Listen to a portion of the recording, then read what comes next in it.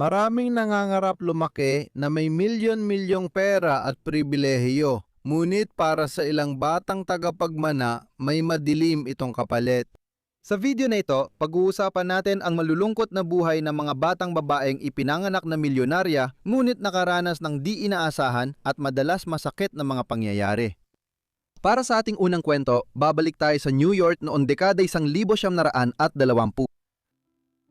Si Gloria Loren Vanderbilt ay pinanganak noong ika-20 ng Pebrero, 1924 sa Manhattan, New York, sa isang dinastiya ng napakalaking yaman at impluwensya sa Amerika.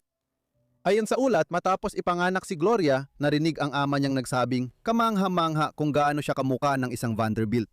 Pansin mo ba kung paano tumataas ang gilid ng mata niya?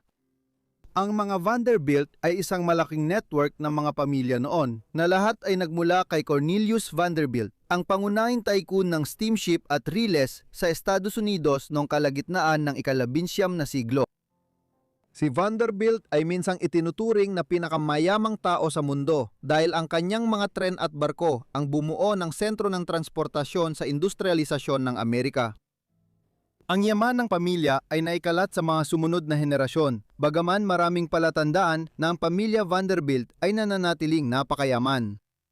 Ang ama ni Gloria ay isa sa mga tagapagmana ng yaman na ito. Si Reginald Claypool Vanderbilt ay apo sa tuhot ni Cornelius Vanderbilt. Si Alfred, ang nakatatandang kapatid, ang nagmana ng halos lahat ng pera ng kanilang sanggay ng pamilya. Ngunit sa panahon na ang umiira na yaman ay maaaring magbunga pa ng mas malaking yaman kung ito ay maipupuhunan ng matalino, ang ilang milyong dolyar na minana ni Reginald ay itinuturing pa ring malaking kayamanan. Gayunpaman, nilustay ni Reginald ang malaking bahagi nito sa maranyang pangangabayo at pagsusugal. Isa rin siyang alkoholiko at namatay siya noong Setyembre 1925 dahil sa cirrhosis ng atay. Noong si Gloria ay 1.5 taong gulang pa lamang. Si Gloria lang ang anak ni na Reginald at Gloria Morgan Vanderbilt. Nagmula siya sa isang kilalang pamilyang politikal at pinakasalan niya si Reginald na 24 na taon ang tanda sa kanya. Noong 1923, hindi nagtagal bago ipinanganak si Munting Gloria. Sa huling habilin ni Reginald, iniwan niya ang karamihan ng yaman kay Gloria Jr. at kay Kathleen, isa pa niyang anak mula sa ibang kasal. Iniwanan lamang ni Reginald ng maliit na allowance ang ina ni Gloria at ito ang naging dahilan ng pagtatalo sa isang kilalang kaso sa korte kung saan si Gloria ang naging sentro habang siya ay bata pa lamang. Kahit naging iresponsable at kulang sa husay sa negosyo si Reginald Vanderbilt, ang minanang ari-arian ni na Gloria at ng half-sister niya ay umabot pa rin sa 5 milyong dolyar noong dekada 20 na katumbas ng halos 100 milyong dolyar ngayon. Ang perang ito ay nakatrust pala kay Gloria at pamamahalaan ng kanyang ina habang siya ay bata pa. Gayunpaman, sa paglipas ng huling bahagi ng dekada 20 at unang bahagi ng dekada 30 at lalo na pagkatapos ng pagbagsak ng Wall Street at pagsisimula ng Great Depression, sinimulang suriin ni Gertrude Vanderbilt Whitney, tiyahin ni Gloria at kapatid ng kanyang ama kung paano ginagastos ng ina ni Gloria ang pera. Lalo pa itong tumindi noong unang bahagi ng dekada 30 nang questionin ni Gertrude kung karapat-dapat na magulang ang ina ni Gloria. May lehitimong kaso dito. Ginugol ni Gloria Sr. ang karamihan ng huling bahagi ng dekada 20 sa marangyang pamumuhay sa Paris, London at Biarritz at madalas iniiwan ng anak sa mga kamag-anak sa New York habang nagliliwaliw siya sa Europa. Sa ganitong konteksto, nagsampa ng kaso si Gertrude Vanderbilt laban sa ina ni Gloria noong 1934 upang makuha ang kustodiya ni Gloria. Ang tinaguriang trial of the century noon panahong yun ay isa lamang talagang laban para sa kustodiya, bagamat nakatuon din ito sa kung minanipula o hindi ng ina ni Gloria ang mana ng kanyang anak. Naging iskandalo ang paglilitis. Ilang linggo ring nag-ulat ang pahayagan tungkol sa malalaswang revelasyon matapos lumabas ang ebidensya ng pakikipagrelasyon ng ina ni Gloria sa kapwa babae. Sa isang pagkakataon, isang kasambahay na nagtrabaho para sa ina ni Gloria ang nagpatotoo ng 5 oras sa parang inilalarawan si Gloria Sr. bilang, ayon sa isang pahayagan noon, isang ina na mahilig sa cocktail at sayawan, tagahanga ng sexual na erotika at kabit ng isang prinsipeng Aleman. Hindi nakapagtataka, si Gloria mismo ay inilarawan ng media bilang isang kawawang batang mayaman, ang 10 taong gulang na tagapagmana na nawalan ng ama at tila pinabayaan ng kanyang pabaya na ina. Samantala, bilang pagsisikap na kontrolin ang kaguluhan ng media sa loob at paligid ng korte, imiutos ng hukom na palabasin ang halos lahat ng mga dumalo sa korte upang makapagpatotoo si Gloria na 10 taong gulang. Nang lumabas ang resulta, ito ay hindi pabor sa ina ni Gloria. Itinuring siyang pabaya na ina at ipinagkaloob ang kustodya kay Gertrude, pati na rin ang responsibilidad sa pamamahala ng kanyang mana, bagamat pinanatili ang allowance para kay Gloria Sr. Pinayagan ng kanyang ina na bumisita tuwing weekend at umapela siya sa resulta noong 1,936, ngunit hindi siya nagtagumpay at hindi na muling gumaling ng buo ang relasyon ng mag-ina. Noong 1,946 nang siya ay nasa early 20s at nakuha na niya ang buong kontrol sa kanyang mga pinansyal. Itinigil ni Gloria ang pagbibigay ng $21,000 na taon ng allowance sa kanyang ina na sinabing kaya na nitong magtrabaho. Sa halip, idodonate na lang niya ang 21,000 kada taon sa iba't ibang kawanggawa. Mula noong mga taong 1,940 hanggang sa kanyang pagkamatay, ang ina ni Gloria ay tumira kasama ang kanyang kapatid na si Thelma Furness, Viscountess Furness, sa New York City at Los Angeles. Sa huli, namatay si Gloria Sr. dahil sa kanser noong 1965. Habang lumalaki si Gloria matapos ang paglilitis, pumasok siya sa iba't ibang paaralan sa New York at sa mas malawak na East Coast ng Estados Unidos. Nagsimula ito sa Greenville School sa Long Island, kasunod ang Miss Porter School sa Farmington, Connecticut. Isang preparatory school para sa mga babae na sa paglipas ng mga taon ay pinasukan ng mga anak na babae ng mga Amerikanong nangungguna sa mga dinastiya sa negosyo at politika. Habang nagbibinata at gumaganda siya, nagsimula siyang magmodelo sa huling bahagi ng kabataan, ngunit ang kanyang pagpasok sa fashion ay naganap lang makalipas ang ilang dekada. Sa edad na 17 nang magsawa siya sa mahigpit na pamumuhay sa ilalim ng kanyang tiyahin, nagpasya siyang magsarili at lumipat sa Hollywood sa California. Noong huling bahagi ng kanyang kabataan, sinubukan niyang simulan ng karera sa sining at nag-aral sa Art Student League sa New York City ng ilang panahon. At pagkatapos ay nagtrabaho siya bilang isang visual artist at bilang isang aktres. Ang huli, sa bahagi, ang nagtulak sa kanya na magdesisyon na lumipat sa kanluran patungong Los Angeles noong unang bahagi ng dekada 40. Nagpatuloy ang interes na ito sa paglipas ng mga taon at noong dekada 50 at dekada 60, lumabas siya sa maraming Broadway productions, pati na rin sa ilang kilalang palabas sa telebisyon, noong panahong iyon tulad ng The Love Boat at The Time of Your Life. Pagdating ni Gloria sa Hollywood, agad siyang nagpakasal. Ito ay kay Pat DiCicco, isang talent agent sa Hollywood na nasa unang bahagi ng edad 30 pa lamang. 17 lang siya nang ikasal sila. Mapang-abuso ang kanilang pagsasama at sinabi ni Gloria na madalas siyang iwanan ni DiCicco na may pasa sa mata at palaging minamaliit ang kanyang pagkatao. Nakipagdiborsiyo siya noong 1945, ngunit tuluyan nang nasira ang relasyon niya sa tiyahing si Gertrude dahil sa kanilang pagsasama. Hindi siya sang-ayon kay DiCicco mula pa sa simula at dahil pinakasalan pa rin siya ni Gloria, inalis siya ni Gertrude sa kanyang bahagi ng kayamanang Vanderbilt sa kanyang huling habilin.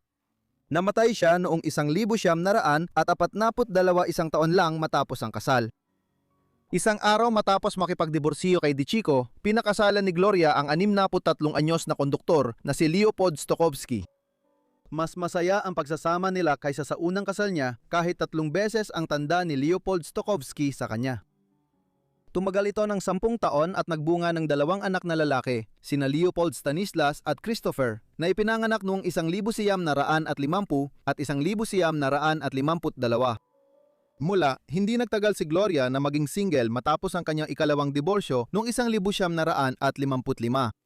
Pagkalipas ng 1 taon, pinakasalan niya si Sidney Lumet. Magkasing edad sila ni Gloria at magkapareho pa ng interes dahil isa siyang direktor sa Broadway at siya naman ay isang nag-aambisyong aktres. Sa sumunod na taon, nagsimula ang napakatagumpay niyang karera bilang direktor nang ipalabas ang 12 Angry Men, isa sa mga pinakadakilang pelikula sa lahat ng panahon. Walang naging anak ang kanilang kasal at natapos ito noong 1963 marahil dahil sa pagtataksil dahil pareho silang nagpakasal muli makalipas lamang ang ilang linggo. Ang ikaapat at huling asawa ni Gloria ay si Wyatt Emery Cooper, isa ring manunulat ng script at aktor. Mag-asawa pa rin sila hanggang sa pumanaw siya sa open heart surgery noong 1978. Nagkaroon sila ng 2 anak sina Carter at Anderson na ipinanganak noong 1965 at 1967. Habang ito ang mga detalye ng kanyang 4 na kasal, si Gloria ay nagkaroon ng maraming iba pang relasyon sa mga kilalang tao sa paglipas ng mga taon. Karamihan dito ay mga relasyon sa labas ng kasal, habang siya ay kasal pa sa iba. Kasama rito ang mga relasyon niya sa aktor na si Marlon Brando, mga awit at aktor na si Frank Sinatra, inventor at negosyanteng si Howard Hughes, at isang pinaniniwala ang relasyon kay Roaldo, isang manunulat ng mga aklat pambata. Habang sinubukan niyang maging actress noong mga taong 1940 at 40 at 1950 si Gloria, ay pangunahing naalala ngayon dahil sa kanyang karera sa fashion. Noong mga taong 1970, nakipagtulungan siya kay Mohan Marangi ng Maranghi Group para maglunsad ng linya ng maong na may kanyang pangalan. Naging matagumpay ang linya at sa mga sumunod na taon ay pinalawak pa ito sa iba pang mga kasuotan at aksesorya tulad ng mga damit, blusa, sapatos, leather na bag at iba pang mga gamit. Lumawak pa ito sa pagdaan ng mga taon at pagdating ng mga taong 2000, isinama na rin ang iba't ibang matagumpay na pabanggo. Dahil sa matagumpay na pagsisikap na umangkop sa uso ng pambabaeng moda, naitatag ni Gloria ang sarili bilang isang negosyante mula mga taong 1970 hanggang sa mga taong 2000. Mas tahimik ang huling bahagi ng buhay ni Gloria Vanderbilt kaysa sa kanyang mga naunang taon. Tahimik na ang kanyang buhay pag-ibig at hindi na siya nag-asawa muli matapos pumanaw ang ikaapat niyang asawa noong 1978. Nagkaroon siya ng bagong interes noong dekada 1980 at dekada 1990. Isa rito ay ang muling pagkakaroon ng interes sa karera bilang isang visual artist. Noong muling dekada 1960 at 60 ginamit ang ilan sa nauna niyang gawa para sa iba't ibang card ng Hallmark. At noong dekada 1970 at 70 bumalik siya sa paggawa gamit ang glass paint at pottery. Nagbunga ito ng serye ng palabas. Karamihan ay ginanap ng dekada 2000 sa iba't ibang exhibition spaces sa East Coast. Habang ginampanan din niya ang papel ng isang pilantropo sa aspetong ito, nagsilbi siyang kritiko sa iba't ibang palabas at paligsahan. Gayunpaman, ang tunay na minahal ni Gloria sa kanyang huling bahagi ng buhay ay ang pagsusulat. Mula dekada 1970 hanggang sa kanyang pagkamatay, naglabas siya ng 6 na memoir tungkol sa iba't ibang bahagi ng kanyang buhay. Kasama dito ang pagminilay sa kaso ng kanyang ina at tiyahin noong 1934 pati tungkol sa kanyang mga naging asawa at relasyon sa mga nagdaang taon. Naglatala rin siya ng 3 nobelang katang-isip, Never Say Goodbye na inilatala noong 1989, The Memory Book of Star Faithful na inilatala noong 1974 at Obsession, An Erotic Tale na inilatala noong 2000. Lumago rin ang interes sa pagsusulat tungkol sa kanya, lalo na nang lumabas ang aklat ni Barbara Goldsmith na Little Gloria noong 1981 akdang tumatalakay sa paglilitis noong 1934 at sa kulturang konteksto kung saan ito naganap. Pumanaw si Gloria Vanderbilt sa kanilang tahanan sa Manhattan noong 17 ng Hunyo 2011. Ang sinasabing sanhi ng kanyang pagkamatay ay kanser sa tiyan kahit siya ay 75 taong gulang at nagkaroon ng mahaba at makabuluhang buhay. Inilagak siya kalaunan sa libingan ng pamilya Vanderbilt sa Staten Island. Susunod, pag-aaralan natin ang isang mailap na tagapagmana na namuhay ng may kawalan ng tiwala, isyu sa kalusugan at iba pang problemang hindi mo nanaising maranasan kahit ng iyong pinakamatinding kaaway. Si Huguette Marcel Clark ay ipinanganak noong 9 ng Hunyo, 1906 sa lungsod ng Paris sa Pransya. Si Huguette ang pangalawang anak na babae ni William A. Clark at ni Anna Eugenia Clark, ang pangalawang asawa ni William. Ang kanyang ama, na halos 70 taong gulang nang ipanganak si Huguette, ay mahalagang personalidad sa buhay Amerikano noong unang bahagi ng ika-20 siglo. Nakapag-ipon siya ng malaking yaman noong pagpapalawak ng Estados Unidos patungong kanluran, lalo na sa Montana mula dekada 1860 at ginamit ito para palawakin ang negosyo sa pagtatayo ng riles ng tren sa kasagsagan ng industriya nito. Mula roon, pumasok siya sa politika at naging senador ng Montana noong dekada 1870. Dahil dito, ipinanganak si Hodget sa isa sa mga pinakamayaman at makapangyarihang pamilya noong huling bahagi ng Gilded Age sa Amerika. Lumaki si Hodget sa Paris habang ang mga Clark ay nakihalubilo sa mga prominenteng tao sa lipunang Europeo. Halimbawa, noong 1911 kasama siya ng kanyang pamilya sa koronasyon ni Haring George V ng Britanya. Agad siyang ipinadala pabalik sa Amerika para mag-aral sa Spence School, isang pribadong paaralan sa Manhattan, New York noong unang bahagi ng dekada 1910. Dito, tumira siya kasama ang ilang miyembro ng pamilya sa Fifth Avenue House, isang 6 na palapag na gusali na may 121 kwarto at itinuturing noong panahong iyon bilang pinakamalaking pribadong bahay sa New York City. Ipinanganak noong 1906 si Hodget ay may maraming kapatid at half-siblings. Ang kanyang ama ay may 7 anak mula sa kanyang unang asawa at bagamat 2 sa mga ito ay namatay noong sila'y sanggol pa lamang, 5 ang nabuhay hanggang sa kanilang paglaki, bagamat isa pa, si Paul Clark ay namatay noong siya'y nasa huling bahagi ng kanyang kabataan noong 1876.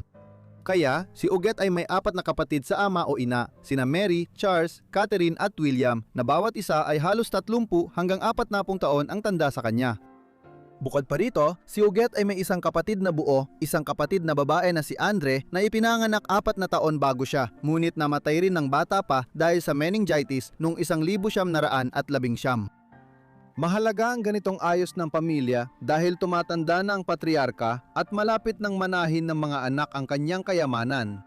Napakalaki ang kayamanang ito dahil ipinagpatuloy ni Clark ang pagpapalago ng negosyo at pinalawak ito noong mga taong 1900 at 1910 at 10 sa dagdag na operasyon ng minahan. At sa pag-unlad ng Las Vegas noong mga unang panahon nito bilang hintuan ng mga biyahero papunta sa Los Angeles. Kaya naman, nang siya ay pumanaw noong ika-2 ng Marso, 1925 sa lungsod ng New York, tinatayang umabot sa humigit kumulang $300 milyong ang kanyang yaman. Kung iaakma sa kasalukuyang halaga ng pera, ito ay katumbas ng mahigit $5 bilyong ng US na yon. Dahil dito, nakatakdang manahin ng mga anak ni Clark ang malaking kayamanan nang siya ay pumanaw. Hindi sinundan ni Huguet ang yapak ng kanyang ama sa negosyo o politika matapos makuha ang bahagi niya sa ari-arian nito noong tagsibol ng 1925. Pinaniniwala ang umabot ito sa humigit kumulang $50 milyong ng US dahil hinati ng kanyang ama ng halos pantay ang kanyang kayamanan sa kanyang asawa at 5 nabubuhay na anak. Masaya si Huguet na tumulong sa kawanggawa at pagyamanin ang interes sa sining at moda. Halimbawa, noong huling bahagi ng mga taong 1920, gumastos siya ng halos $50,000 para patuyuin ang isang saltwater pond sa kanyang villa na Belos Verdes sa Santa Barbara, California. Ginamit ito bilang isang kanlungan ng mga ibon na pinangalanan niyang Andre Clark Bird Refuge bilang parangal sa kanyang kapatid na namatay 10 taon nang nakalipas. Pansamantalang nanirahan si Clark sa Santa Barbara matapos pakasalan si William McDonald Glover, isang estudyante ng batas na nakilala niya sa New York habang nag-aaral sila. Ikinasal sila noong Agosto 1928, ngunit nagdiborsiyo 1 linggo bago ang unang anibersaryo ng kasal nila. Kaya't agad siyang bumalik sa New York at tumira sa isang apartment sa Fifth Avenue. Dito, agad na ipamalas ang kanyang estetiko o panlasa sa sining. Ginawang isang malawak at bukas na espasyo ni Huguet ang apartment at katabing unit na may tanaw sa Central Park upang mag-iisang malaking silid na may aklatan at iba pang pasilidad. Sa buong dekada 1930 nakisalamuha si Huguet sa East Coast Society, ipinakita ang ilan sa kanyang mga painting sa isang exhibit sa Corcoran Gallery of Art sa Washington DC at dumalo sa mga fashion show sa New York. Gayunpaman, maliit lang ang grupo ng malalapit na kaibigan ni Huguet at para sa iba, mailap at tahimik siya noong panahong yon. Habang tumatagal, lalo pang naging mailap si Huguet. Patuloy siyang gumagastos ng pera, ngunit kadalasan ay para sa mga inisyatiba na hindi niya pinupuntahan o kaya naman ay nagdo-donate siya ng hindi nagpapakilala. Halimbawa, may mansyong itinayo malapit sa bird refuge sa Santa Barbara noong dekada 1930 at si Uget ay patuloy na nagbabayad ng libu-libong dolyar kada buwan para mapanatili iyon kahit bihira siyang bumisita. Lalong naging mapag-isa si Uget matapos mamatay ang kanyang ina noong 1963 na kasama niya sa New York halos buong buhay niya bilang adulto niya. Kaya sa malaking bahagi ng dekada 1960 at 1970, unti-unti siyang naging lalong mailap sa loob ng New York. Malaki ang dahilan nito ay ang lumalalang kawalan niya ng tiwala sa iba. Hindi na nag-asawa si Uget at wala ring anak, kaya pagtanda niya, inisip niyang lahat ng tao ay posibleng gustong makuha ang kanyang loob para sa mana. Maaring hindi siya lubos na nagkakamali sa kanyang pag-aalala, ngunit sobra naman ang kanyang pagiging paranoid sa paraan niya. Halimbawa, ginamit niya ang Pranses para itago ang sinasabi niya sa mga tao sa paligid. Pagsapit ng huling bahagi ng dekada, 1980 si Uget ay naging halos alamat na sa New York, bihirang makita o marinig mula sa kanya. At sa napakalimitadong paraan pa, kaya maraming tao ang naniwala na patay na talaga siya, isang hindi malayong mangyari, lalo na't 80 taong gulang na siya noong 1986. Gayunpaman, buhay pa si Uget kahit na hindi siya ganap na maayos. Pagsapit ng huling bahagi ng dekada, 1980 naging sobrang mahina na siya at dumaranas ng maraming karamdaman. Ang pinakamasama ay ang pagkakaroon ng mga kanserosong sugat sa kanyang muka na nagdulot ng pagkasira ng kanyang itsura. Tumanggi si Uget magpagamot sa kanyang karamdaman dahil ayaw niyang iwan ng matagal ang kanyang apartment para magpunta sa ospital. Ngunit pagsapit ng 1970, dumating na sa punto na wala ng ibang pagpipilian. Noong tadsibol na yon, na-admit siya sa ospital ng doktor sa Upper East Side ng Manhattan. Doon, nagbigay ng seryosong paliwanag ang kanyang mga doktor tungkol sa kanyang kalagayan. Kinailangang operahan at muling buuin ang mukha ni Uget, ganoon kalala ang pinsalang dulot ng pagtanggi niyang ipagamot ang mga sugat. 2 dekada na siyang hindi nagpapatingin sa doktor at bihira pang kumain kung kumakain man. Bukod dito, mahina ang kanyang pag-iisip at madalas parang hindi niya alam ang paligid at mga taong kausap niya. Matapos ang operasyon at paggaling, pinayuhan ng mga doktor si Clark na pwede na siyang umuwi. Ngunit mukhang naging komportable na si Uget sa paligid niya. Dahil dito, nagsimula siyang magbayad sa mga doktor ng halos $1,000 bawat araw para payagan siyang manatili sa kanyang silid sa ospital. Pagkatapos, inilipat siya sa Beth Israel Medical Center at kumuha siya ng kwarto sa ika-11 palapag doon, natanaw ang Central Park at nagsimulang magbayad ng mga pribadong nurse para alagaan siya. Dahil dito, ginugol ni Uget Clark ang huling 20 taon ng buhay niya sa ospital na parang sariling semi-private na wing na tanaw ang parke kung saan matagal nang nakatayo ang kanyang apartment ng kalahating siglo.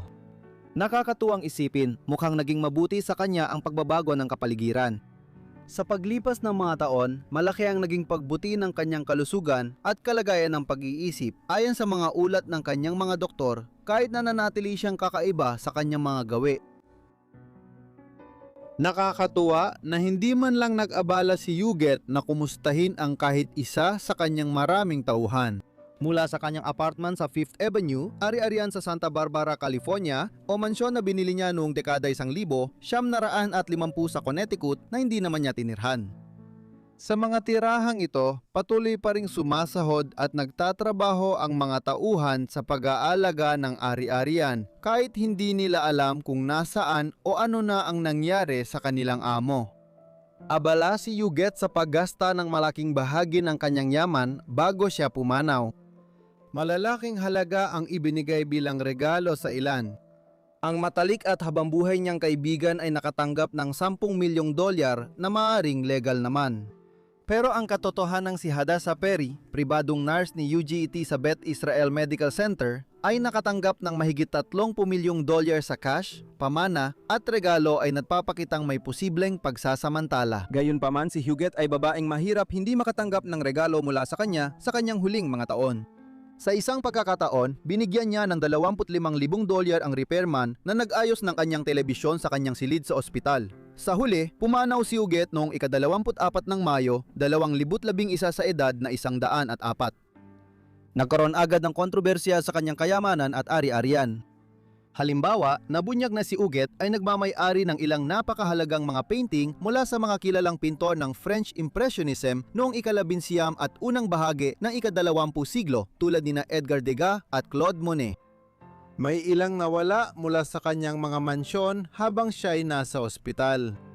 Gayunpaman, ang pinakamalaking kontrobersya sa testamento ni Uget ay ang pamamahagi ng $300 milyong niyang yaman sa kanyang pagkamatay.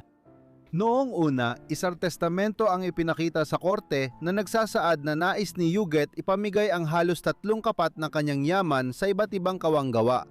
Tinatayang $30 milyong ang inilaan sa pribadong nurse niyang si Hadassah Perry, hiwalay pa sa halos $13 milyong na regalo at pera mula kay Uget habang siya'y nabubuhay. May kondisyon ang pamana para sa inaanak niyang si Wanda Steicher at may bayad din para sa ilang matagal niyang kasambahay sa Fifth Avenue apartment. Ngunit nabunyag na bago maisapinal ang huling testamento, pumirma na si Uget ng isa pang testamento ilang linggo bago iyon. Malaki ang kaibahan nito sa ikalawang testamento na opisyal na kinilala. Pinayagan ng unang testamento si Uget na ipamana ang karamihan ng kanyang kayamanan sa kanyang mga kamag-anak. Pagsapit ng 2011, karamihan sa mga ito ay mga apo sa pamangkin o mas malalayong kamag-anak pa, ilan sa kanila ay hindi pa nakilala ni Uget at marami sa mga mas matatandang miyembro ay hindi na niya nakita mula pa noong dekada, 1950. Gayunpaman, kahit papaano ay pansamantalang pinag-isipan ni Uget na ipamana ang halos lahat ng kanyang ari-arian sa kanila.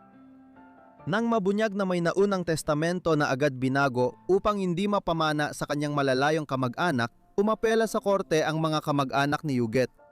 Halata ang kanilang mga argumento. Si Uget ay isang matandang babae na may problema sa pag-iisip. Pinaniniwalaan nilang pinilit siya ng kanyang nurse at iba pa na baguhin ang testamento para sila ang maging tagapagmana at alisin sila sa mana. Posibleng totoo ito. Ngunit kasimposible rin na si Uget ay kusang nagpasya na gantimpalaan ang mga taong pinakamalapit sa kanya sa huling 20 taon ng kanyang buhay. Ano man ang totoo, pinanigan ng hukom ang argumento ng pamilya. Dahil dito, ang unang testamento ni Uget ay naipatupad at ang pamilya ay nakatanggap ng mahigit 75% ng buong ari-arian. Napilitang isauli ni Hadassah Perry, pribadong nurse ni Uget, ang $30 milyong na nakuha mula sa testamento. May kasunduan, ngunit kailangang hindi questionin ang pagtanggap niya ng parehong halaga bilang regalo at pamana habang buhay pa si Uget. Dahil dito, ang Clark family ang naging pangunahing benepisyaryo ng kanyang testamento. Bagamat hindi natin tiyak malalaman kung sino ang tinutukoy ni Uget Clark na magmamana ng kanyang kayamanan, inilibing siya sa musoleo ng pamilya sa Bronx, New York City at ang ilan sa kanyang nakolektang likhang sining ay nasa pangunahing museo at galeriya ngayon. Maaring akalain mong ang pagiging pinakamayaman ay magdadala ng magandang buhay, pero ang kwento ng kapabayaan, nabigong relasyon at labis na pamumuhay ay patunay na hindi ito laging totoo. Ipinanganak si Barbara Woolworth Hutton sa New York City noong Nobyembre 14, 1912. Ang ama niya ay si Franklin Loss Hutton, mayamang co-owner at tagapagtatag ng E.F. Hutton & Company, isang investment banking at financial firm sa New York. Gayunpaman, kahit na matagumpay ang kanyang ama sa sarili niyang paraan, ang kayamanang mapupunta kay Barbara ay magmumula sa kanyang ina, si Edna Woolworth. Si Edna Woolworth ay isa sa 3 anak ng Amerikanong negosyante na si Frank Winfield Woolworth. Noong huling bahagi ng ika-19 na siglo, kumita si Frank Woolworth ng malaking pera. Si Frank Woolworth ang nagpasimula ng 5 and dime shops, tindaang nagbebenta ng karamihan ng paninda sa halagang 5 o 10 sentimo na naging batayan ng modernong dollar o pound shop. Naging matagumpay ang ideya ni Woolworth kaya ilang buwan matapos ipanganak si Barbara, binuksan niya ang Woolworth Building sa New York. Ang punong tanggapan ng kumpanya ay itinayo sa halagang $13.5 milyong. Ito rin ang pinakamataas na gusali sa mundo hanggang 1930. Kahit mayaman ang pamilya, magulo pa rin ang pagkabata ni Barbara. Ang kanyang ama ay kilalang babaero, nagkaroon ng sunod-sunod na relasyon sa labas ng kasal at hindi naging maingat dito. Bukod pa rito, naging pabaya rin siyang ama at malakas uminom ng alak. Kaya naman, nang biglang pumanaw ang ina ni Barbara noong ika-2 ng Mayo 1917, sa edad na 33, marami ang naghinala na siya ay nagpakamatay. Ayon sa opisyal na ulat ng coroner, namatay siya dahil sa pagkasakal na dulot ng mastoiditis, isang malubhang impeksyon sa tainga, ilong at lalamunan. Dahil walang autopsy na isinagawa, marami ang nagduda sa katotohanan nito. Mas naging mahirap ito kay Barbara dahil siya ang unang nakakita sa bangkay ng kanyang ina. 5 taon pa lang siya noon, ngunit tiyak na di niya malilimutan ang pangyayaring iyon. Pagkatapos noon, ipinagkatiwala na siya ng kanyang ama sa isang guro at pinaaral sa iba't ibang pribadong paaralan sa New York at sa Farmington, Connecticut. Sa mga sumunod na taon, may mga pangyayaring humubog sa kanyang buhay. Noong 1919 namatay ang kanyang lolo sa ina, ang nagtatag ng Woolworths, at noong 1924 sumunod namang pumanaw ang kanyang lola sa ina. Bilang nag-iisang anak ni Edna Woolworth, nakuha na ngayon ni Barbara ang 1/4 bahagi ng Woolworth Estate na para sana sa kanyang ina. Umabot ito sa halos $1 milyong noong panahong yon, nakatumbas ng mahigit $250 billion sa pera ngayon. Hindi agad nakuha ni Barbara ang pera dahil bata pa siya, kaya ang ama niya ang maayos na nag-invest nito para sa kanya. Nang sa wakas, nakuha niya ang direktang kontrol nito. Noong unang bahagi ng mga taong $1,930 ang halaga nito ay lumampas sa $50 milyong, isang halaga na mahigit $1 bilyong sa kasalukuyan. Nang makuha niya ang malaking ari-arian, kilala na si Barbara sa mataas na lipunan ng Amerika at hindi ito maganda. Noong huling bahagi ng 1929, nagkaroon ng malaking pagkalugi sa Wall Street Stock Exchange matapos ang pag-unlad ng ekonomiya ng mga taong 1920. Sa mga sumunod na buwan, bumagsak ang ekonomiya ng Amerika at mundo sa Great Depression, kung saan milyon-milyong Amerikano ang nawalan ng ipon at trabaho. Kaya naman itinuring na masama sa lipunan na magdaos ang pamilya ni Barbara ng magarbong debutante ball para sa kanya sa New York sa kanyang ika-18 kaarawan noong Nobyembre 1930. Espesyal ang okasyong ito dahil sa pag-awit ni Rudy Valley, isa sa mga tanyag na entertainer noon. Umabot sa mahigit $60,000 ang nagastos, nakatumbas ng higit $1 milyong na yon. Hindi ito angkop dahil ang mga financier tulad ng mga Houghton ang sinisisi sa karamihan ng suliraning pang-ekonomiya at si Barbara ay matinding binatikos sa mga pahayagan. Tinawag siyang ang kawawang munting mayamang babae dahil sa kanyang malaking yaman at magulong pamilya. Ito rin ang bansag na naglarawan sa malaking bahagi ng kanyang adulthood. Ang buhay ni Barbara Houghton ay kilala dahil sa kanyang 7 pag-aasawa. Unang nangyari ito noong 20 taong gulang pa lang siya kay Alexev Midovani.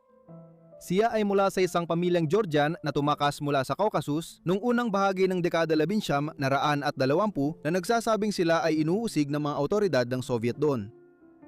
Ang pamilya ay social climber at nang makilala niya si Barbara, kasal na si Alexis kay Louis Van Allen ng pamilyang Astor.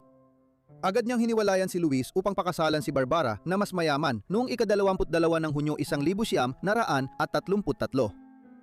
Tulad ng inaasahan, agad niyang ginastos ang malaking pera ni Barbara bukod pa sa $1 milyong na dote na ibinigay sa pamilya Midovani sa kasal. Nang malaman ni Barbara ang totoo at hiniwalayan siya nung tag-init ng 1935, nawalan siya ng malaking pera. Mas hindi naging matagumpay ang ikalawang kasal ni Barbara. Ito ay kay Kurt Horgwitz Reventlow, isang maharlikang may mababang ranggo mula Denmark. Ikinasal sila ilang linggo matapos maghiwalay kay Alexis, ngunit agad ding nasira ang kanilang pagsasama. Siya ay nanakit kay Barbara, parehong pisikal at emosyonal, dahilan upang magsimulang uminom ng labis at gumamit ng droga si Barbara, mga bisyong hindi na niya naiwasan. Nagkaroon siya ng anorexia habang 3 taon silang mag-asawa. Lalong kumumplikado ang relasyon niya kay Kurt nang magkaanak sila ng lalaking si Lance noong 1937 na naging tanging anak ni Barbara. May mga haka-haka na sinadya ni Barbara ang kanyang anoreksya upang hindi na siya magkaanak muli at sa katunayan, naging dahilan ito ng kanyang kawalan ng kakayahang mabuntis. Gayunpaman, walang duda na mahal niya ang anak niyang si Lance. Matagumpay niyang nakuha ang kustodiya ng anak laban kay Kurt matapos silang magdiborsiyo noong 1938. Kahit pinadala niya siya sa governess at pribadong boarding school, sinasalamin lang nito ang sarili niyang kinalakihan na karaniwan sa mataas na lipunan ng Amerika noong dekada 30. Habang naging isang kakila-kilabot na karanasan ng kanyang kasal kay Kurt, pumasok si Barbara sa medyo mas masayang yugto ng kanyang buhay sa mga sumunod na taon. Nang sumiklab ang ikalawang digmaang pandaigdig noong Setyembre 1930, siyam aktibo siyang naglikom ng pondo para sa layunin. Sa Amerika, isang bansa na may simpatya sa kalagayan ng Britain, France at iba pang biktima ng pananalakay ng mga Nazi sa Europa. Ngunit ayaw makisali sa digmaan noong una nitong mga taon. Nagbigay ng pondo at masigasig na nagkampanya si Houghton para sa dagdag na tulong sa Free French matapos masakop ang France noong 1940. Lumipat siya sa California at ginamit ang kasikatan para magbenta ng war bonds nang sumali ang US sa digmaan matapos ang pag-atake sa Pearl Harbor noong Disyembre 1941. Dito rin lumalim ang relasyon niya sa aktor na si Cary Grant. Nakilala ni Barbara ang bituin ng Bringing Up Baby, His Girl Friday at The Philadelphia Story ilang taon nang nakalipas sa pamamagitan ng kanilang kaibigang milyonaryo at pilantropo na si Howard Hughes. Nagpakasal sila noong Hulyo 1942 at pabirong tinawag ng media na Cash et Carey. Isa ito sa mga mas masaya niyang pagsasama kahit na hindi rin ito nagtagal at nagdiborsyo sila noong 1945. Hindi kailanman sinubukan ni Grant kunin ang pera ni Barbara at sinabi nilang nanatili silang malapit na magkaibigan kahit matagal ng diborsyado. Pagkatapos ng kasal kay Grant at ikalawang digmaang pandaigdig, lumipat si Houghton sa Europa ng ilang taon. Doon, pinakasalan niya si Prinsipe Igor Trubetskoy, isang Pranses na aristokrata at atletang may lahing Ruso noong 1947. Ginamit niya ang pera ni Barbara para suportahan ang kanyang paghangad maging top race car driver sa Europa noong unang gintong panahon ng propesyonal na karera ng kotse sa huling bahagi ng dekada 40. Ang kanilang pagsasama, tulad ng lahat ng naging relasyon ni Barbara, ay natapos rin makalipas lamang ang ilang taon nang sila ay nadiborsyo noong 1951. Hindi niya matanggap ang pagkasira ng ika-4 na kasal, lumalalang paggamit ng droga at alak at anoreksya, kaya sinubukan ni Barbara kitilin ang sariling buhay. Lalong lumala nang kumalat ang balita sa media noong unang bahagi ng dekada 50. At si Barbara Houghton ay muling naiulat sa US at European media bilang ang kawawang mayamang bata mahigit 20 taon matapos niyang makuha ang bansag na iyon. Noong Disyembre 1953 si Barbara ay napasok sa kanyang ikalima at pinakamaikling kasal. Ito ay kay Porfirio Rubirosa, isang diplomat at playboy mula sa Dominican Republic. Ito na siguro ang pinakakakaibang relasyon ni Barbara. Dati nang ikinasal si Porfirio kay Doris Duke, isang Amerikanang tagapagmana ng yaman ng Duke Tobacco family. Ipinanganak malapit ang araw ni na Doris at Barbara noong 1912 sila ay kabilang sa pinakamayayamang babae sa mundo at nagkaroon ng matinding tunggalian sa paglipas ng panahon. Ikinasal siya kay Rubirosa noong 1947, ngunit natapos agad ang kanilang kasal at nakakuha si Rubirosa ng napakalaking kabayaran sa kanilang diborsyo. Ngayon, tila dinagdagan pa ni Barbara ang sakit ng pakasalan niya ang dating asawa ng kanyang karibal. Ang pananaw na huwad lang ang kasal ay lalo pang tumitibay depende sa tagal o ikli ng pagsasama. Naghiwalay sina Houghton at Rubirosa matapos lamang ang 53 araw. Umalis siyang muli na may malaking bahagi sa ari-arian. Nakakabigla, nakuha ni Rubirosa ang isang na-convert na B-25 bomber plane sa hatian ng ari-arian niya kina Duke at Houghton. Si Barbara ay mag-asawa pa ng dalawa. Ang ika-6 niyang asawa ay si Baron Gottfried Alexander von Kram, isang German tennis player at 2 beses nagwagi sa French Open noong dekada 1930. Nagpakasal sila noong 1955 at nagdiborsiyo noong 1959. Pagkatapos, muling nag-asawa si Barbara kay Prinsipe Raymond Duane Winhana Champasak, isang Lao aristokrata. Tumagal lang ng higit 1 taon ang kanilang kasal noong kalagitnaan ng dekada, 1960. Huling kasal ni Barbara ang ika-7.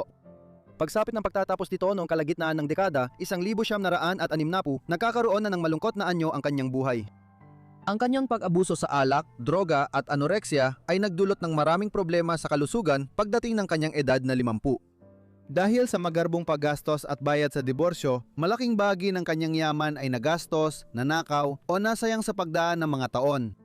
Malaki rin ito dahil sa sobra niyang pagiging mapagbigay. Alam ng mga kaibigan at kakilala niyang, laging handa siyang makinig sa kanilang hiling ng pinansyal na suporta. Ngunit dahil dito, madalas siyang malasing at maging bukas sa pananamantala.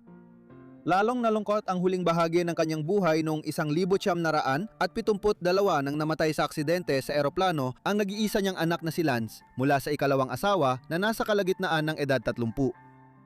Pagkatapos nito, lalong naging mapag-isa si Barbara. Ibinenta niya ang ilang bahay para ayusin ang pananalapi at lumipat sa penthouse ng Beverly Wilshire Hotel sa Los Angeles noong kalagitnaan ng dekada 70. Dito niya ginugol ang huling bahagi ng kanyang buhay habang lulong sa mga painkiller at alak at halos bulag na. Namatay siya dahil sa atake sa puso dunong ika-11 ng Mayo 1979 sa edad na 66. Noong panahong iyon, malawakang pinaniniwalaan na mayroon na lang siyang $3,500 na natitira sa kanyang pangalan. Kahit isa siya sa pinakamayayamang babae noong nakaraang kalahating siglo, hindi tiyak kung gaano kalaki ang tunay niyang yaman pag isinama lahat ng ari-arya niya. Sa huli, malungkot ang naging wakas ng kilalang kawawang mayamang bata ng Amerika. Ngayon, pupunta tayo sa New York noong dekada 50 upang tuklasin ang kwento ng isang bilyonaryang tagapagmana na ang pamilya ay tila sinusundan ng kamalasan at pinaniniwalaan ng ilan na isinumpa.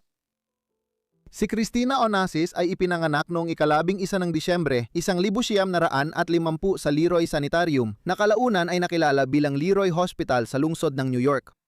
Ang kanyang ama ay si Aristotle Onassis at ang kanyang ina ay si Tina Onassis Levanos. Pangalawa at huling anak siya, may mas nakatatandang kapatid na si Alexander na ipinanganak 2.5 taon bago si Cristina. Upang maunawaan ang takbo ng buhay ni Cristina Onassis, kailangan nating maintindihan kung sino ang kanyang mga magulang at ang yaman na kanilang nakamit. Si Aristotle Onassis, ang kanyang ama, ay nagmula sa medyo payak na pinagmulan, ngunit ang kanyang ama naman ay isang matagumpay na self-made na tao. Ipinanganak si Aristotle sa Smyrna sa silangang baybayin ng Turkey noong 1906. Si Onassis ay may lahing Griego, isang hindi kakaibang etnisidad sa populasyon ng Smyrna noong panahong iyon. Kalaunan, nang makipagdigma ang Greece sa Turkey, kasunod ng unang digmaang pandigdig, umalis si Aristotle sa Turkey papuntang Argentina. Doon niya sinimulan ang pag-angat bilang negosyante, pumasok sa negosyo ng tabako at kargamento bago kumita ng malaki noong ikalawang digmaang pandigdig. Pagkatapos ng digmaan, pinalawak niya ang negosyo sa airline at casino at naging pinakamalaking shipping magnate sa mundo. Nakakatawang isipin, ang kasal ni Onassis kay Tina, ang ina ni Cristina, ay isang pagsasama sa anak ng isa sa kanyang pinakamalalaking karibal. Ito ay si Stavros Gylivanos, ang may-ari ng Levanos Shipping Empire at isa sa iilang kumpanya na kayang hamunin ang pamamayani ni Onassis sa industriya ng Mediterranean freight. 17 lang si Tina nang pakasalan niya ang 40 anyos na si Onassis noong 1946. Ipinanganak si Cristina sa isang mayamang angkan ng negosyante na lalo pang yumaman habang lumalaki siya dahil sa mga bagong negosyo ng kanyang ama sa Saudi Arabia at sa lumalaking produksyon ng langis doon. Gayunpaman, may mga kontrobersiya rin. Batid ni Cristina ang kontrobersya sa buwis ng kanyang ama kabilang ang paggamit ng kanyang mga barko ng bandila ng Panama at Liberia para makaiwas sa buwis at customs duties. Nagkaroon si Cristina ng isang internasyonal na pagkabata.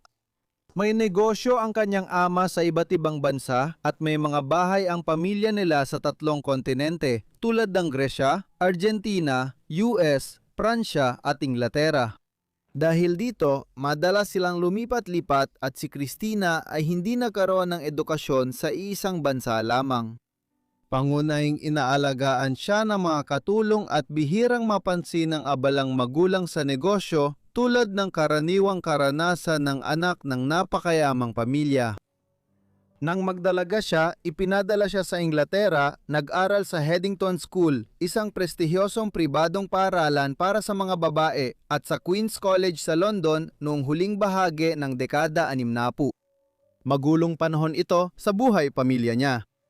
Ang ama niya ay mahigit 2 beses ang tanda sa ina ni Christina nang sila ay ikinasal. Naging magulo ang kanilang pagsasama noong dekada 50, lalo na dahil sa matagal na relasyon ni Aristotle kay Maria Callas, isang sikat na Greek-American na mga awet. Sa huli, nagdiborsiyo ang kanyang mga magulang noong 1960.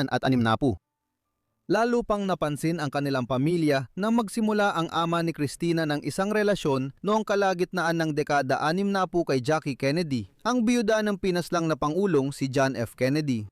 Nagpakasal sila noong Oktubre 11, 1968 at naging tampok sa media ang kanilang pagsasama dahil sa kasikatan ni Kennedy noong dekada 60. Hindi nagustuhan ni na Christina at Alexander ang kanilang madrasta at naiinis sila sa mas mahigpit na seguridad at pakikialam ng media sa kanilang buhay dahil sa relasyon at kasunod na kasal. Naniniwala si Christina na interesado si Jackie sa ama niya dahil sa pera at tinawag niya itong ang malas na pagkahumaling ng aking ama. Noong mga unang linggo ng 1973 sa edad na 22, may pangyayaring tumatak kay Christina na humubog sa natitirang buhay niya. Naging interesado sa paglipad bilang libangan ang kanyang kapatid na si Alexander noong huling bahagi ng dekada 60. May libu-libong oras na siyang paglipad at lisensyadong piloto. Siya pa ang naging presidente ng regional na negosyo ng pamilya nila sa eroplano, Olympic Aviation. Ang isang problema ay hindi ganon kaganda ang paningin ni Alexander, bagamat maaaring hindi ito direktang naging sanhi ng trahedyang nangyari noong Enero 1973. Noong Enero 22 ng taglabig na yon, inilabas ni Alexander ang kanyang Piaggio P-136 na amphibious na eroplano para magturo sa isang nais maging bagong piloto ng airline. Umupo si Alexander sa kanan habang si Donald Macusta, ang bagong piloto, ay nasa kaliwa at nagpapalipad ng eroplano. Isang pangatlong piloto, si Donald McGregor, ay nakaupo sa likod. Sa kasamaang palad, nagkaroon sila ng malubang aksidente na mag-take off mula Hellinikon International Airport sa Athens dahil sa nagkabuhol-buhol na mga kable. Bumaba agad ang kanang pakpak paglipad kaya bumagsak ang eroplano. Si Alexander ang pinakagrabe ang tinamo. Matindi ang pinsala niya at inilagay siya sa life support ilang oras ang makalipas. Pumanaw siya kinabukasan matapos mapagpasyahan na wala ng posibilidad na mailigtas siya. 24 anyos lang siya. Ang bagong piloto na si Macusta at ang regular na piloto ni Alexander na si McGregor ay parehong malubang na sugatan ngunit nakaligtas. Dahil sa pagkamatay ni Alexander, si Christina ang naging tagapagmana ng negosyo at yaman ng pamilya. Sinimulan niyang sanayin si Christina bilang kahalili kahit abala ang isip niya sa iba pang bagay. Naging paranoid si Aristoteles at naniwala siyang may foul play kaya namatay ang kanyang anak. Sinisimulan niya si Macusta at pagkatapos ay napagpasyahan niyang ang CIA ang nasa likod ng aksidente at gusto siyang gantihan dahil sa relasyon niya kay Jackie Kennedy. Nang mag-alok siya ng malalaking gantimpala para sa makakapagpatunay ng kanyang hinala, pumunta si Christina sa New York para simulan ang papel na akala niya noon ay kay Alexander sa negosyo. Nagkasabay-sabay ang trahedya sa sumunod na 2 taon. Nakita natin kung gaano dinamdam ng ama ni Christina ang pagkamatay ni Alexander. Ganon din ang kanyang ina. 2 beses nang nag-asawa ulit si Tina matapos ang diborsuyo kay Aristoteles. Nagkaroon din siya ng lumalalang problema sa mga gamot na nireseta at lalo pa itong lumala matapos ang pagkamatay ni Alexander. Noong ika-10 ng Oktubre, 1974, habang nananatili sa mansyon sa Paris na tinitirhan nila ng kanyang ikatlong asawa, siya ay na-overdose at namatay dahil sa pag-ipon ng likido sa kanyang mga baga. Marami noon at ngayon ang naniniwalang nagpakamatay siya dahil sa matinding lungkot na mamatay ang kanyang anak noong nakaraang taon. Namatay ang huling direktang kaanak ni Cristina makalipas ang 6 na buwan. Ang kanyang ama ay matagal nang nagdurusa sa myasthenia gravis, isang sakit sa kalamnan sa loob ng ilang taon. Gayunpaman, matapos ang pagkamatay ni Alexander, tumigil siya sa paglaban sa sakit at tila nawala na rin ang kanyang kagustuhang mabuhay. Namatay siya noong ika-15 ng Marso 1975 sa isang ospital sa Paris, di umano dahil sa respiratory failure. Dahil dito, nawala kay Cristina ang mga magulang at nag-iisang kapatid sa loob ng wala pang 26 na buwan. Dahil sa mga trahedyang ito, nasabi niya, nag-iisa na lang ako sa mundo ngayon. Sa pagkamatay ng kanyang ama, isang malaking bahagi ng kayamanan at negosyo ng pamilya Onassis ang namana ni Cristina. Humigit kumulang 45% ng ari-arian ay itinakda ng kanyang ama para sa pagtatatag ng Alexander Onassis Public Benefit Foundation, isang kawang-gawang organisasyon na itinatag bilang alaala kay Alexander. Ngunit si Cristina ang nakakuha ng karamihan sa natirang 55%. Habang matagumpay din niyang nakuha sa pamamagitan ng petisyon ang mana mula sa malaking yaman na nakuha ng kanyang ina bilang bahagi ng diborsyo ng kanyang mga magulang noong 1960. Dahil dito, isa na siyang napakayamang babae na may ari-arian na halos $6 milyong na katumbas na humigit kumulang $3 bilyong sa kasalukuyan at namumuno sa isang imperyo ng negosyo. Mabilis nagpasya si Cristina na bawasan ang bigat ng pamamahala sa negosyo sa pagbebenta ng malaking bahagi nito. Pagsapit ng kalagitnaan ng dekada 70, lumawak ang negosyo ng mga Onassis sa freight shipping, transportasyon, airline, sugal, langis at iba pang negosyo. Ibinenta niya ang ilang bahagi nito at ang iba pang bahagi ay ipinagkaloob sa mga gawaing kawanggawa. Samantala, pinagtibay niya ang pagmamay-ari sa pangunahing shipping at airline na negosyo kahit marami ng tanong noon tungkol sa laki ng papel niya sa araw-araw na operasyon. Ang pangkalahatang impresyon ay ang mga detalye at operasyon ay ipinagkatiwala sa board at mga direktor ng kumpanya. Sa panahong ito, naging sentro ng media si Cristina dahil sa kanyang personal na buhay at marangyang pamumuhay. Namuhay siya sa karangyang walang katulad at gumastos ng libu-libong dolyar para magpa-jet papuntang Amerika upang dalan siya ng Diet Coke. Kilala rin siya sa pamimigay ng libu-libong dolyar sa kaibigang abala para malibre sila para sa kanya. Iniulat ng media ang tungkol sa hindi niya masayang buhay pag-ibig at mga problema sa timbang. Kilala si Cristina sa madalas niyang paggamit ng mga crash diet na nagdudulot ng mabilis niyang pagbawas ng timbang, ngunit ibinabalik din niya lahat ng ito kapag siya ay dumaranas ng matinding pagsubok. Bukod dito, malawakang pinaniniwalaan na si Cristina ay may lumalalang problema sa droga na may adiksyon sa mga niresetang gamot tulad ng barbiturates, antidepressants at tranquilizers. Mas magulo pa ang buhay may asawa at relasyon ni Cristina kaysa sa kanyang ama. Sa pagitan ng 1970 at 1987, dumaan siya sa hindi bababa sa 4 na kasal at 4 na diborsyo. Ang una sa mga ito ay kay Joseph Bulcar. Isa siyang real estate tycoon na malapit na mag-50 taong gulang habang si Cristina ay 20 taong gulang lamang nang sila ay ikasal noong 1971. Isang kabataang romansa para kay Cristina na tila sumasalamin sa angkasal ng sarili niyang ina kay Aristotle noong teenager pa siya. Mabilis nilang napagtanto na hindi sila para sa isa't isa at nagdiborsiyo sila sa sumunod na taon. Makalipas ang 3 taon, noong huling bahagi ng 1975, ikinasal si Cristina kay Alexandros Andriadis. Isa siyang shipping magnate at tagapagmana ng malaking negosyo sa Gresya, kabilang ang banking. Muling naging maikli ang kanilang pagsasama at matapos mahigit 1 taon, nadiborsiyo sila noong unang bahagi ng 1977. Ang pagsasama ay maaring paraan ni Cristina para maibaling ang kanyang atensyon mula sa trahedya ng pagkawala ng pamilya sa loob ng 3 taon. Ang ikatlong kasal ni Cristina ay nangyari sa sumunod na taon, na yon kay Sergei Kolzov. Tulad ni Andriadis, isa rin siya negosyante sa larangan ng pagpapadala ng mga barko. Ngunit ayon sa mga pag-aaral, si Kolzov na isang Ruso ay may malapit na ugnayan sa pamahalaan ng USSR at maaring naging ahente ng KGB. May posibilidad na pinalalim ni Kolzov ang kanilang relasyon dahil sa pag-uudyok ng Moscow upang makapasok siya sa isang napakahalagang imperyo ng negosyo sa kanluraning mundo.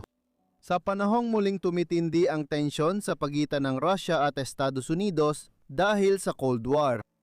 Kung ganon, agad na isinantabi ang ideyang iyon. Naghiwalay sila noong 1980. Matapos mapawalang bisa ang kasal kay Kolzov, ginugol ni Christina ang pinakamabang panahon ng kanyang buhay na walang asawa. Lumipas pa ang 4 na taon bago siya muling nag-asawa sa kanyang ika-4 at huling asawa, si Thierry Roussel. Si Roussel ay mula sa prominentang pamilyang Pranses na nasa industriya ng parmasyutika at politika sa Pransya. 3 taon ang tanda ni Christina kay Roussel, di gaya ng mga dati niyang asawa. Ang huling kasal ni Christina ay nagbunga ng nag-iisang anak niyang si Athena, ipinanganak noong 1985 at ipinangalan sa ina ni Christina. 2 taon matapos, nagwakas ang kanilang kasal. Hindi na rin nakapagtataka dahil kilala si Roussel bilang babaero at nagkaanak pa ng 2 sa kabit habang kasal pa kay Onassis. Hindi na muling nag-asawa si Christina. Tulad ng nabanggit, si Onassis ay unti-unting nalulung sa mga gamot na nireseta noong dekada 1970 at lalo pa itong lumala habang lumilipas ang mga taon, lalo na mula noong 1980 nang ma-diagnose siyang may clinical depression. Dahil madaling makakuha ng doktor at reseta, dumami ang iniinom niyang gamot noong dekada 1980 at nagsimulang mag-self-medicate para takasan ang masalimuot niyang buhay. Noong ika-19 ng Nobyembre 1988 natagpuang patay si Christina sa bathtub. Nasa bahay ito ng kaibigan sa Argentina kung saan ginugol niya ang marami sa huling taon niya dahil sa koneksyon sa bansang pinagmulan ng kanyang ama noong dekada 1920.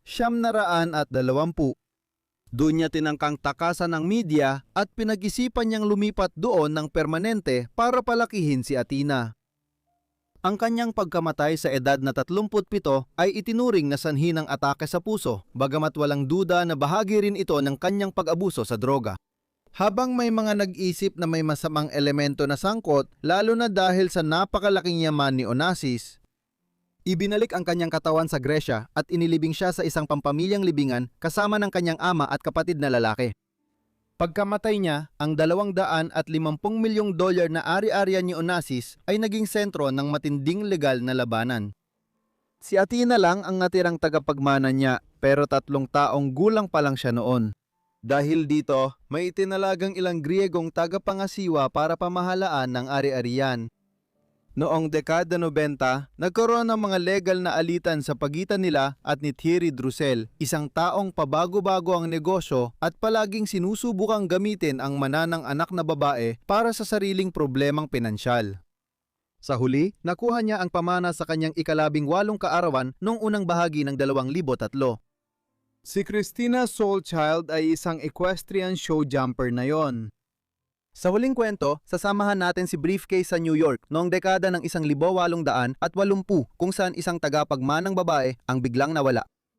Si Dorothy Harriet Camille Arnold ay ipinanganak sa lungsod ng New York noong ika-1 ng Hulyo, 1885. Ang kanyang ama ay si Frances Rose Arnold, isang negosyante na ang pamilya ay nagmula pa sa simula ng kolonisasyon ng mga Europeo sa Hilagang Amerika. Isa sa kanilang mga ninuno ay sinasabing dumating sa Plymouth Rock sakay ng Mayflower noong 1620.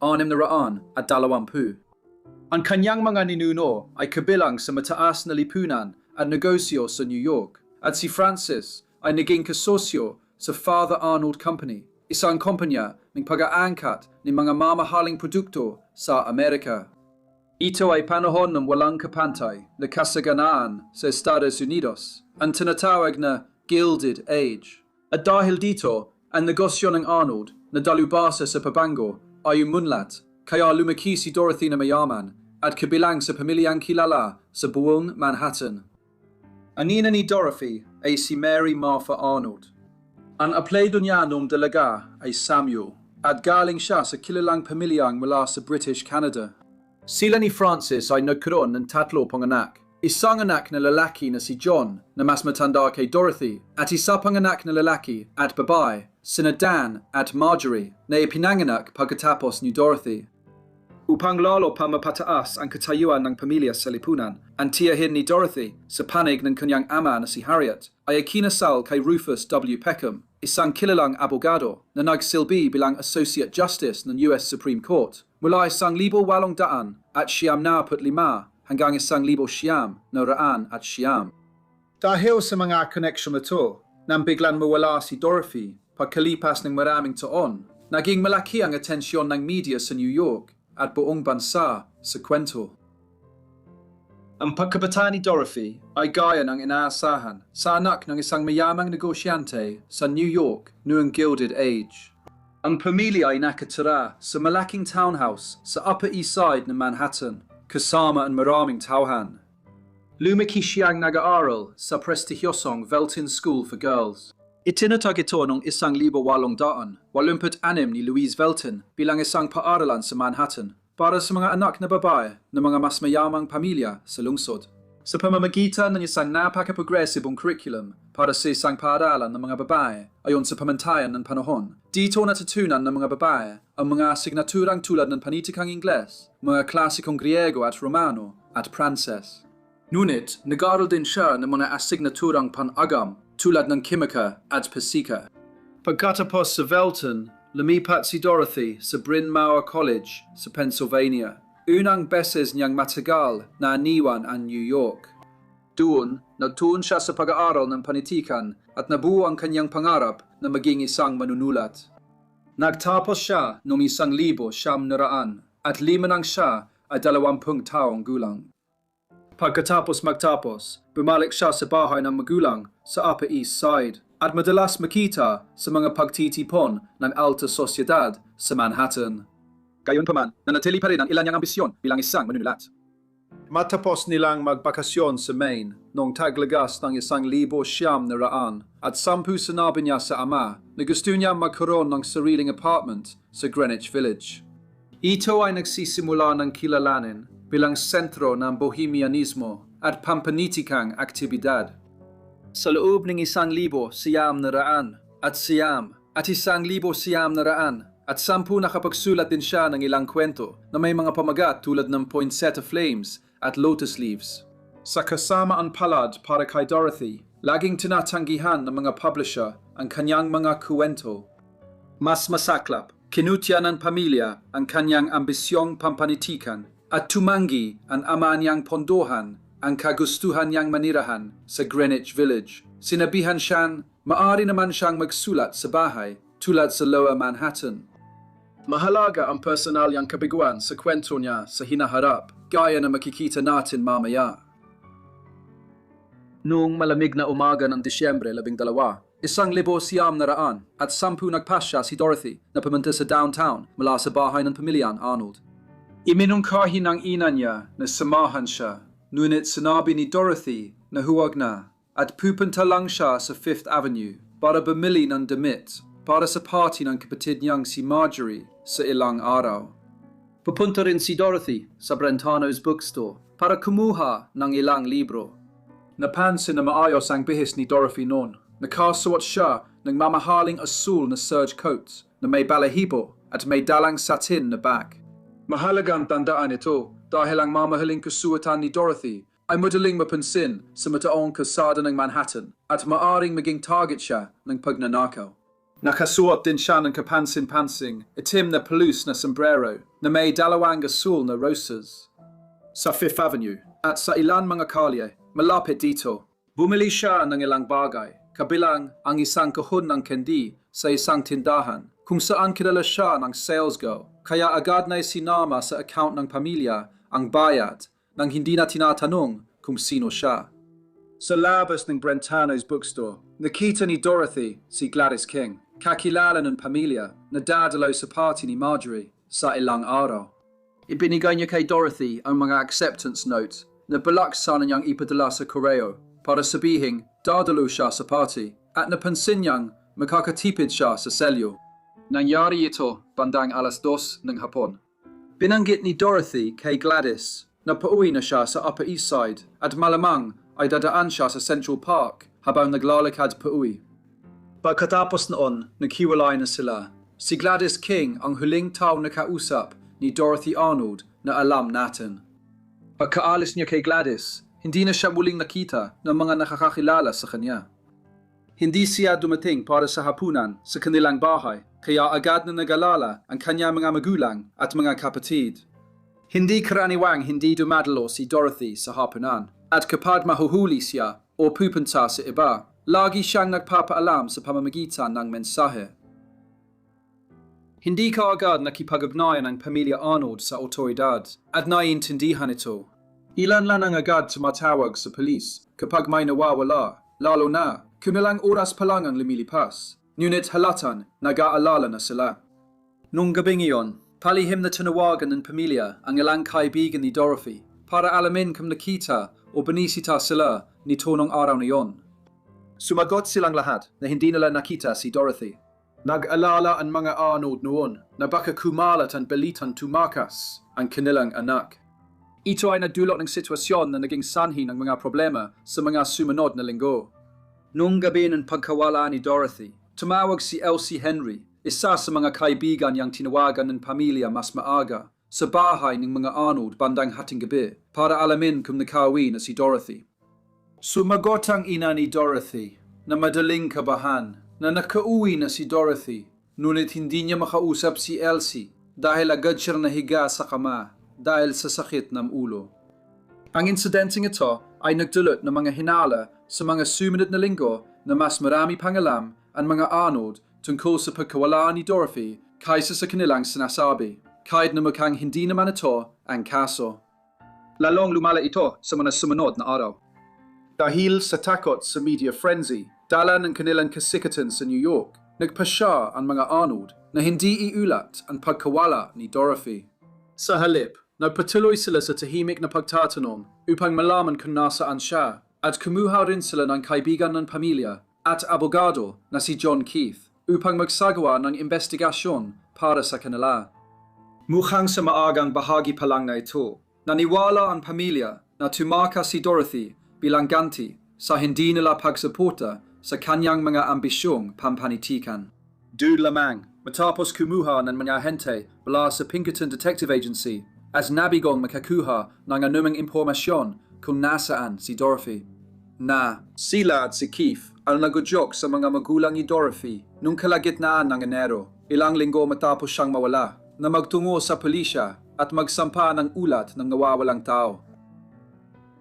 Nadaos ng press conference sa opisina ni Francis Arnold sa Manhattan noong Enero 25, 1911 para ianunsyo ang pagkawala ng anak niyang babae, mahigit 6 na linggo matapos itong mawala. Nag-aalok siya ng gantimpalang $1,000 para sa impormasyon na makakatulong sa paghahanap sa kanya, malaking halaga na katumbas ng $10,000 na yon. Sumunod ang inaasahang kaguluhan sa media. Marami sa mga balita ay nakatuon sa isang lihim na relasyon na matagal lang kinasasangkutan ni Dorothy bago siya nawala, kasama si George Griscom Jr., ang anak ng isang mayamang negosyante mula sa Pennsylvania. Nagkakilala sina Griscom at Dorothy habang nag-aaral siya sa Bryn Mawr at nanatili silang madalas na nagkakausap mula noon. Gayunpaman, nagbabakasyon siya sa Italia noong nawala si Dorothy at sinabi niyang wala siyang alam kung nasaan ito. Samantala, ipinagpatuloy ng pulisya ang kanilang investigasyon.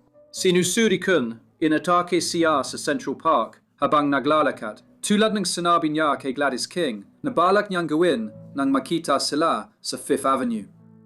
Ang ama mismo ni Dorothy ay tila naniniwala na ito ay pinakamalamang na paliwanag at malagim niyang inisip na maaring napatay ang kanyang anak doon at itinapon ang katawan nito sa reservoir sa park. Ngunit agad namang isinantabi ng pulisya ang teoryang ito. Napansin nila na noong kalagitnaan ng Disyembre, 1910 nang mawala si Dorothy, masyadong mababa ang antas ng tubig sa reservoir para maitago ang kanyang katawan. Kung ganoon siya namatay, mas naging misteryoso na makatanggap ang mga anod ng postcard noong unang bahagi ng Pebrero na may nakasulat na "Ako ay ligtas" at pinirmahan ni Dorothy. Hawig sa anak nilang babae ang sulat kamay. Pero naipakita na ang halimbawa nito sa mga pahayagan ng New York noong investigasyon ng huling bahagi ng Enero. At agad na napagpasyahan na ang postcard ay isa lamang malupit na biro na ginawa ng isang tao na ganaya ang sulat kamay ni Dorothy. Matapos itong isang tabi, inihayag ng pulisya sa pagtatapos ng Pebrero na ang investigasyon ay babawasan na. Nawawala na si Dorothy ng 70, araw ng inanunsyo nila ito. Dahil walang ebidensya kung ano ang nangyari, ang tanging konklusyon nila ay halos tiyak na patay na siya. Maraming umanong sightings at ulat ng pakikipag-ugnayan kay Dorothy sa mga sumunod na taon. Kadalasan, ito ay batay sa mga haka-hakang pahayag na may babaeng kamukha niya na nakita sa New York o Silangan Baybayin.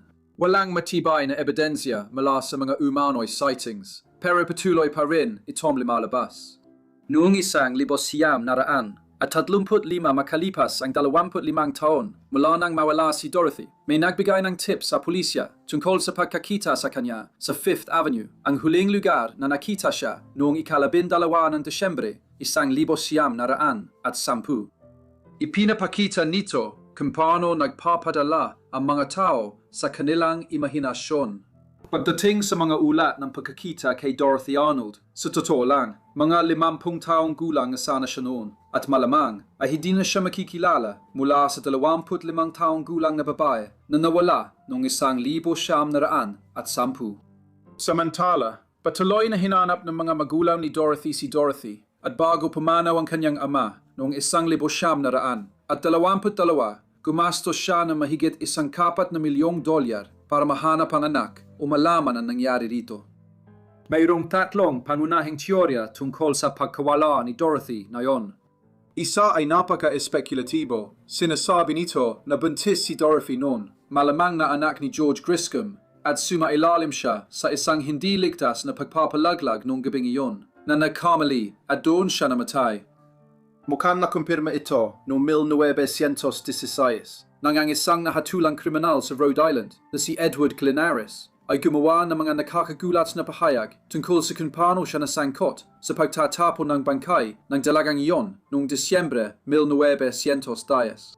Ngunit ang impormasyong ibinigay niya tungkol sa kung saan siya ay nilibing ay hindi nakumpirma sa karagdagang investigasyon at kalaunan ay binawi rin niya ang kanyang pahayag. Bukod pa rito, malabong mangyari na basta na lang magplano si Dorothy na tumigil kung saan man sa Manhattan, pauwi mula sa 5th Avenue para magpaabot sa isang madilim na eskinita bago ipagpatuloy ang kanyang araw. Mas posible pa ang dalawa pang senaryo. Posibleng inatake at pinatay si Dorothy sa Central Park at itinapon ang katawan ng walang bakas. O kaya nagpakamatay siya dahil sa pagkadismaya sa personal na kalagayan at hindi umuusad na ambisyon sa pagsusulat. Ilan sa pamilya niya ay sumangayon sa paliwanag ng pagkawala niya dahil sa liham kay George Griscom kung saan nagpahiwatig siya ng pagpapakamatay at sinabing, well, bumalik na ang maikling kwento. Tinanggihan ako ng McClures. Nakatingin sa akin ang kabiguan. Ang hinaharap ko ay parang mahabang tuwid na daan. Lagi namang iisipin ni Inay na may aksidente. Bukod pa rito, sa puntong ito, palalaran ang relasyon niya kay Griscom. Parehong posible, pero walang ebidensya para patunayan ang alinman dito.